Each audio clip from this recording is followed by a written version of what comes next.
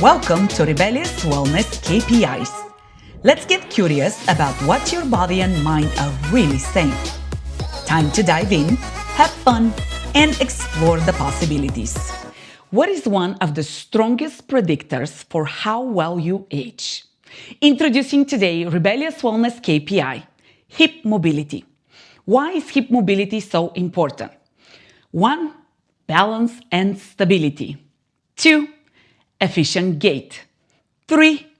How well your back feels. And 4. Longevity. What is the quality of how you manage to stay active and enjoy doing the things that you like to do as you age?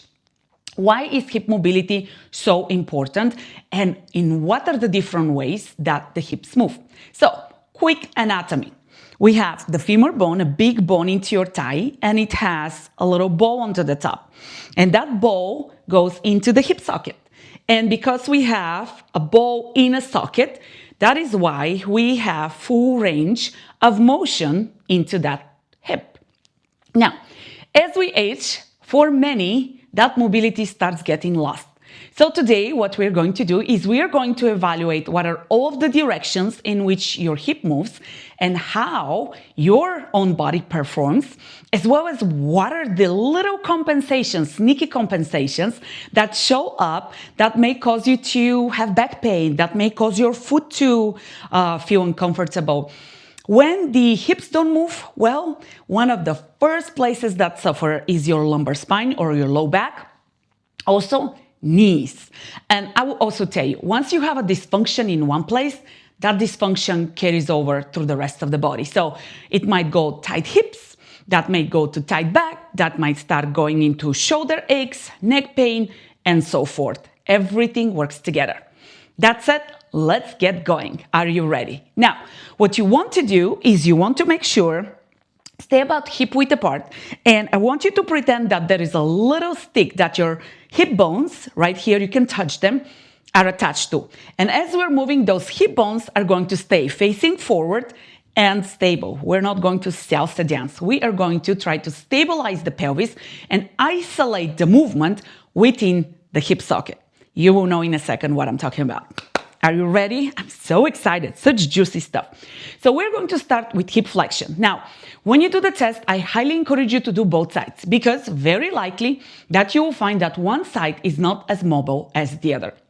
Hip flexion is taking the leg up and down and up and down. What we don't want to happen is core is engaged. When you do that is you don't want to lean back.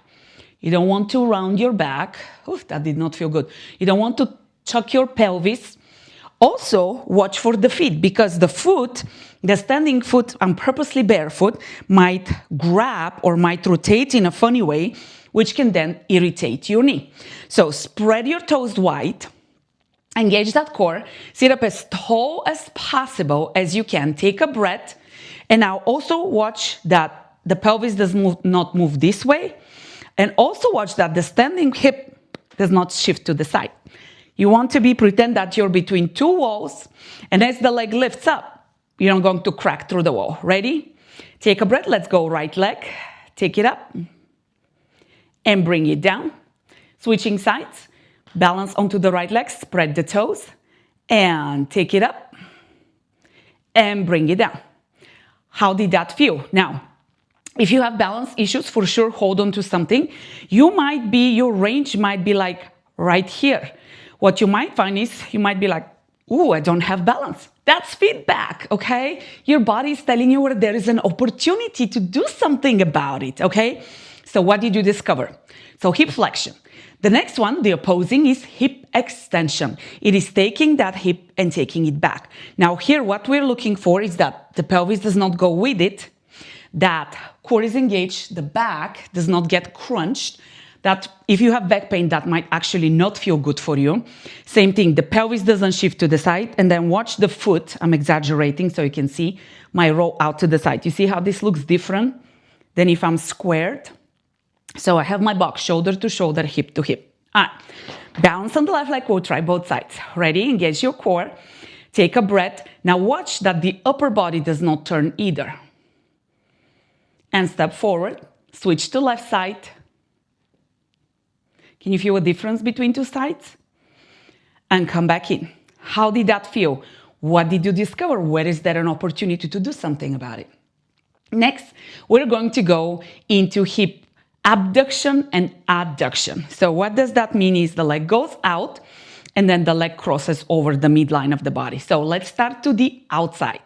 Same thing. You don't want to shift the pelvis to the side. Watch your foot, spread the toes, and the pelvis is not moving. Nice and tall. Take that leg out. So that's abduction, ABD. And now take that leg to cross over. Now watch that this doesn't happen. Pelvis is facing forward. Watch for this. You want to stay tall. Cross it over. And step center. Changing onto the other side. Spread the toes onto the right side. Nice and tall. And take that leg out with control. I'll show you something else in a sec. And then cross it over. And then center. So what do I mean with control? Watch this. You see how I'm using momentum and I'm like stompy when I do it? You want to be able to control the movement with nothing else changing. And it should feel good, okay? So, and then we have a big one, internal, external rotation. This is something that I see lots of lost mobility in, especially internal rotation. So, here, what you want to watch for, it's not about the pelvis moving, it's the ball of the femur rolling within the hip socket.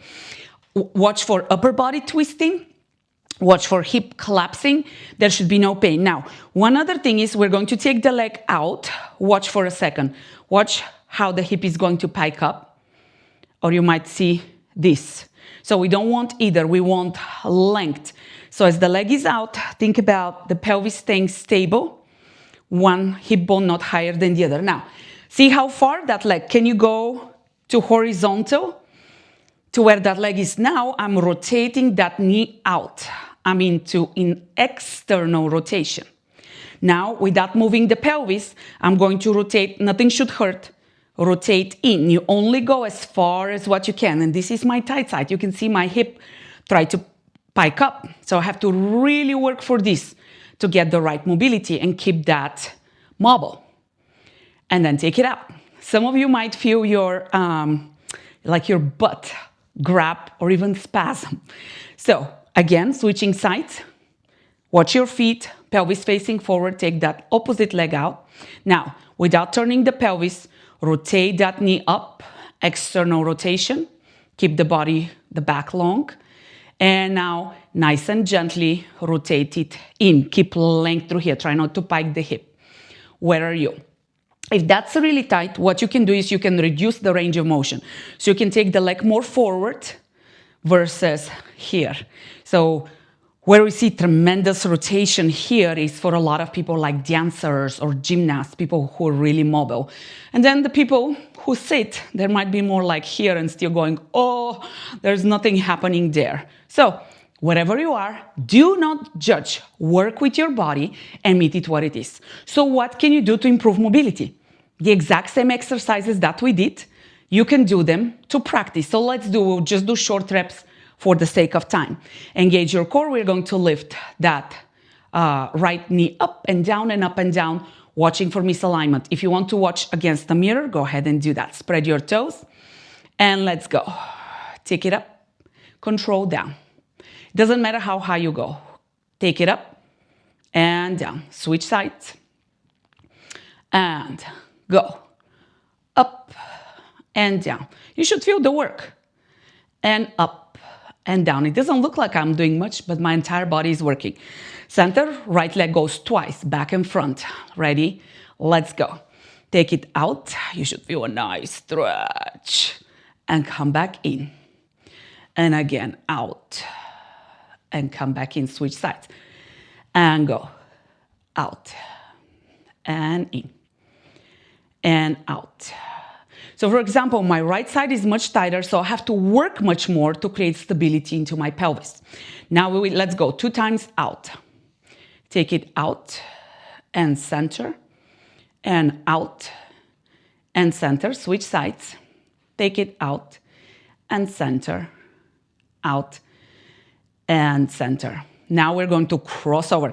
I like to do this with stepping the standing foot on a block so that we have more space from the floor, because sometimes that creates like friction against the hip wants to sink. Nice and tall. Take that leg slightly forward and cross it over and center. Cross it over and center. Switch sides and cross over, side and cross over, side. Center it in. Now take that right leg, whatever that is for you, pelvis facing forward, and gently on a count of 3, rotate that knee up. 3, 2, nothing should hurt. 1, now rotate in. Go 3, 2, pelvis stay forward, don't pike the hip. And again, go 3, 2, that should feel good. And go 3, and 2, and 1, and center it. A lot of time my clients are like, I don't know what you're talking about. This feels torturous. When we lack mobility, it's much more work. Take that left leg out, and let's go. Knee comes in. Goes up. 1, 2, this is easier for most of us. That's why we start there. And then go down. 1, 2, 3, pelvis stays forward. And go back. 2, 3. And go forward. 2, 3. Neutral. And come back center. Now move around and see how you're feeling. What you should feel you should feel circulation into your hips, which is great because we want to have mobility into those hips. That oils the hips and keeps them young. So if you have arthritis, you definitely want to have hip mobility, no pain, but you want to make sure that you maintain mobility through all of the ranges. So what are the hips? What do the hips translate to in real life? The hips are balance, stability, and they are confidence and trust in moving forward. So hip health goes right along with spinal health, knee health, full body health. Tremendous in the context of aging. What did you find about your body today, and what can you do about it? I would love to hear from you. And as always, love your body, meet it where it is, treat it well, stay mobile, stay rebellious, and I will see you next time.